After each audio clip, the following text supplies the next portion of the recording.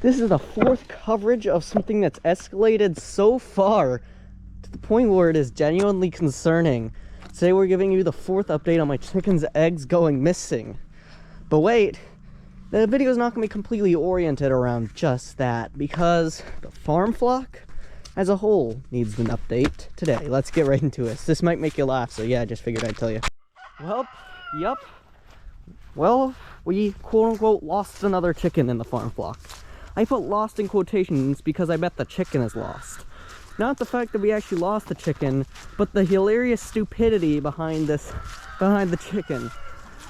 One of our Easter eggers, or no, not an Easter egger, one of our black sex links. So you see that white chicken right there? That's Puff. Right next to her, that's a black sex link right there. That's a black copper marin. You can tell because of the copper feathers and the potentially feathery feet. Actually, that's also a marin because of the feathery feet.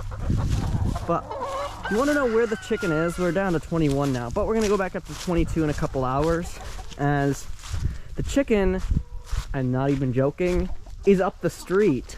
Like, you serious? These chickens are doing pretty well, actually, but I will finally reach the concluding point later in the video. But this is something that needs to be brought up, because if your chickens are going up the street, yeah, that's a bit of a concern now, is it? Like, your chickens are going up that street for what? What are they looking for, huh? Like, that is a genuine question that you might be asking yourselves. What are they looking for? Why are they crossing the street? They've seen how fast the cars go down the road. No one obeys the speed limits on these streets, so why would a chicken think, oh, it's safe to go across, even though they know they could get smushed by a tire any given second? They crossed it safely, probably more safely than 98% of the human population can cross the road somehow, and they're up at one of the neighbors' houses about a quarter of a mile up the street. It's a big hike for a chicken in just a 7-hour school day. Well, the chicken's gonna be returning soon. We just need to go get her. I'm just filming this quick update, but the egg situation is still ongoing, but we're finally reaching the conclusion. Maybe one more update video, I don't know. The eggs are going missing again, but we're starting to get on top of them. We're starting to locate where they're hiding their eggs, which usually is somewhere in a bush somewhere over here. I'm sorry if the camera's shaky. It's like 37 degrees right now. It's pretty cold. Either way though, they are hiding the eggs everywhere, and I mean literally everywhere.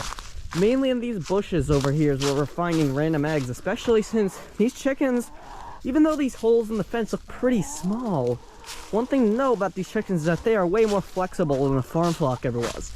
They can squeeze through those little holes and get out of the yard quicker than ever, which is a probably concerning issue, especially as time proceeds, and that these chickens could possibly be the next meal of a coyote or bobcat. What's crazy to me is that this white chicken was out of the yard like 10 seconds ago. Now she's under the coop, which makes it look like she was never out of the yard in the first place. Do you want to know why that is? Because these chickens are going through the fence holes.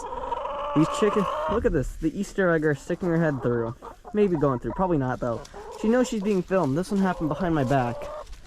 The Puff's twin. There's Puff right there. That's a bit perplexing that these chickens are deciding how idiotic they want to be. Now, fortunately, I can walk through these yards without worrying about getting attacked by a rooster, because as I see it, none of these chickens are a rooster. Despite what I might have said a couple months ago, none of them are roosters. So we're still looking for a rooster to put in this flock. Definitely not falcon though. Come on, bro, turn on. So what is our conclusion we were talking about reaching with the farm flock? Well, allow me to explain. We are going to turn the yards into a pen, but wait. I know you're saying, oh, they're going to be in one location forever. Nope. The coops are still portable, and they will continue to be portable.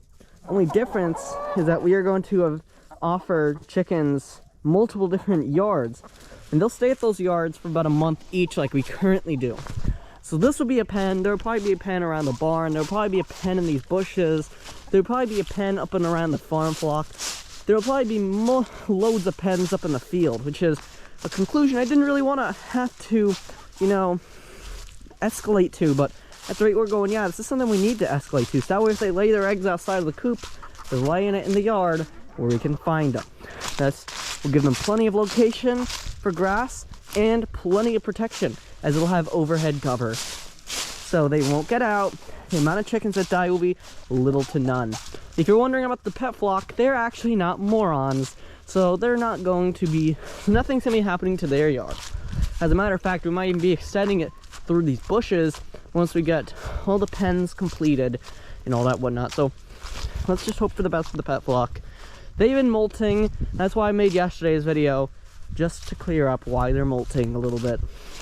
And yeah, that's the conclusion I'm reaching, is building multiple pens and moving them to those locations. So be sure to click the video on the screen, which is my previous update to this perplexing situation. Anyways, I'm out. Subscribe.